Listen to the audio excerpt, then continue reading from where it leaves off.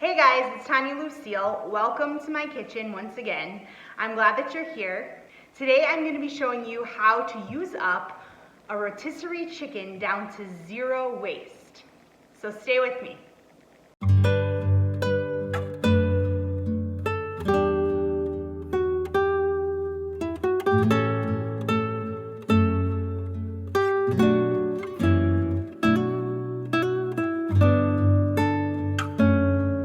I don't know about you guys, but I love rotisserie chickens, especially if you have a Costco or a Sam's by you, because they're $5. That's it. And they are already cooked, and you cannot purchase a chicken for $5 uncooked at a grocery store these days.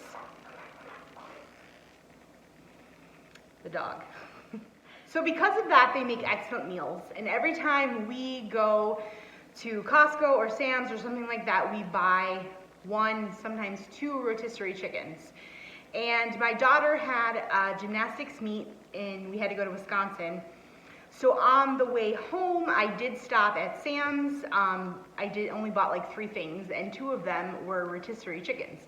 I stopped because it was on the way. We're an hour from any store like that. But anyway, so we've had 1, 2, 3, 4. We've had like 4 to 5 meals already with those 2 rotisserie chickens. And now I've finished it off. So we're going for zero waste here, which means that I put all of the bones and whatever was left on the bones, the meat, into my Instant Pot last night. And I added water and set the cycle for, it goes for 240 minutes.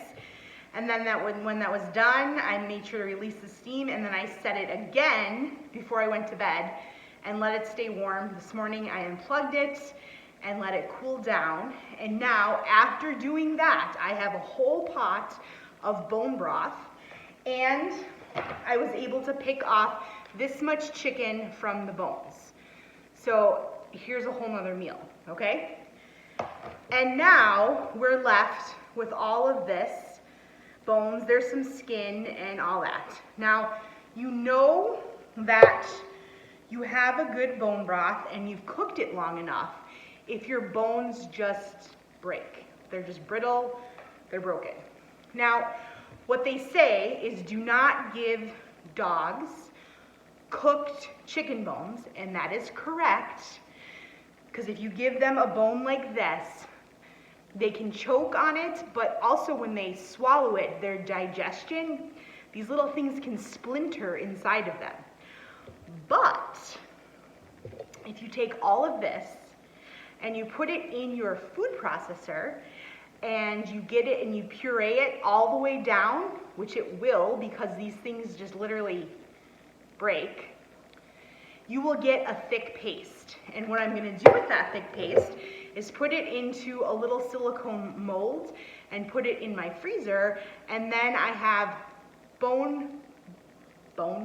chicken bone treats, anyway, there's lots of calcium in this. And I have treats for Boomer.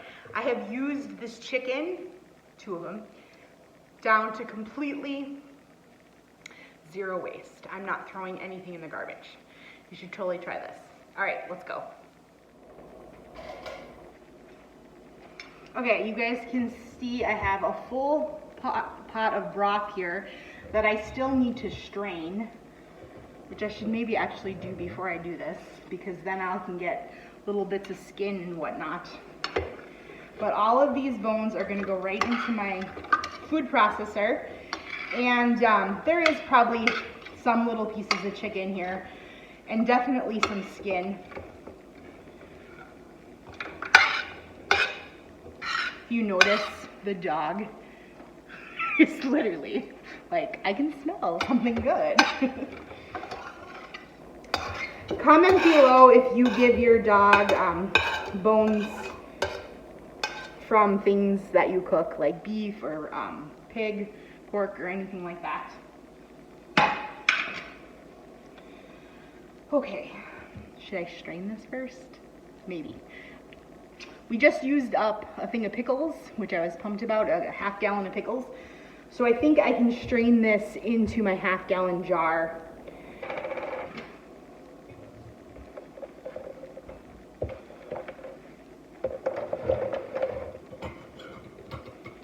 Okay, I'm going to strain this broth.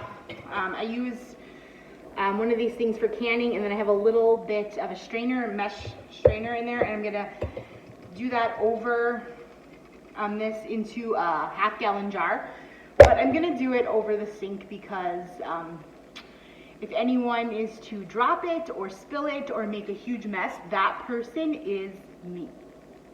Okay, that, see, this is what was left that was strained out.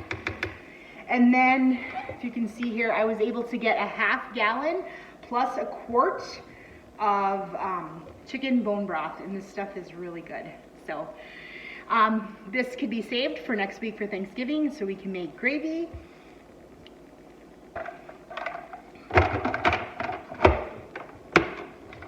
I'm using a food processor. If you have a really good blender, I think you could probably use that too. I broke my blender. As I'm thinking of it, I should just move this. I literally knocked my blender off the counter and it shattered. So I'm in the market for a new blender. So if you have a really good blender, suggestions, let me know. I'm looking at the Ninja one. I'm not sure I want to buy a Vitamix. We'll see. Okay, so I'm going to start by just pulsing it.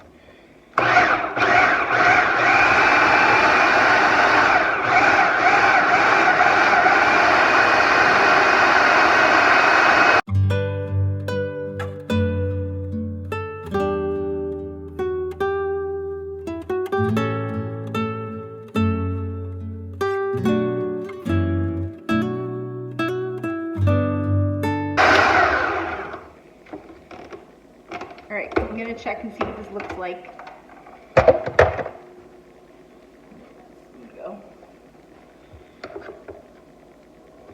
So it basically looks like a pate. And yeah, you just want to feel, you just want to really make sure that you don't have big chunks of bone in there, which you shouldn't.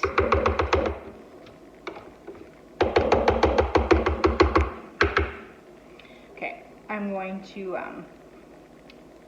rinse my hands off here.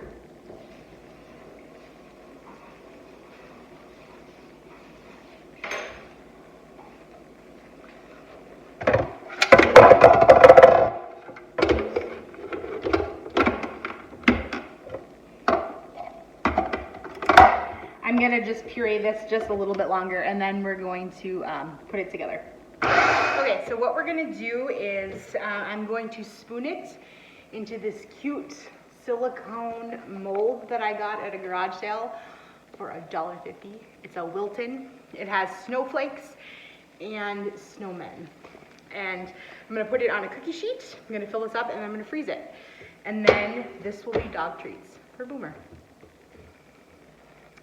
So if you can see this, this is just like liquid. Well, not liquid, but there's absolutely no bones in here at all. I'm just curious if I'm gonna have extra than this tray right here.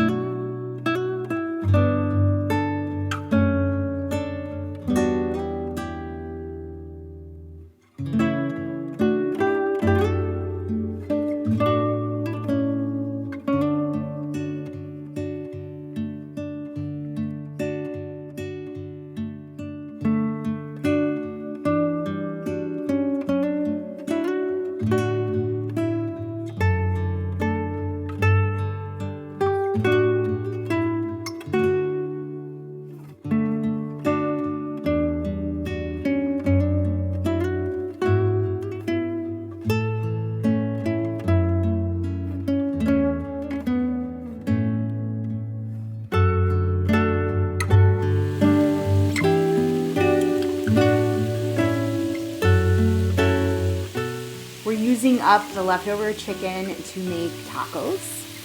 I absolutely love making tacos because it's quick, it's easy, and all of my kids love to eat it.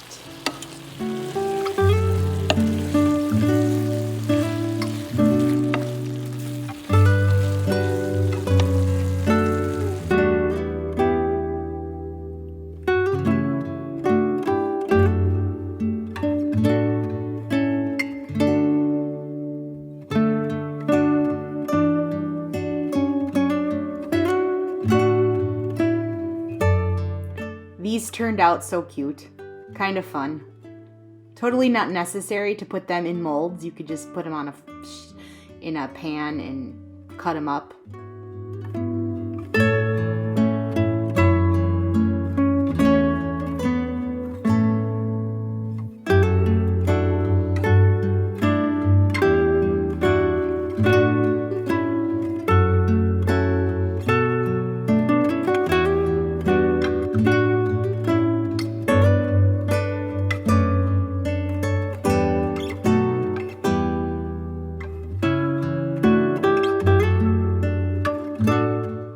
I'm just putting them in a freezer bag and I'm gonna store them in the freezer, trying to fit them all in there.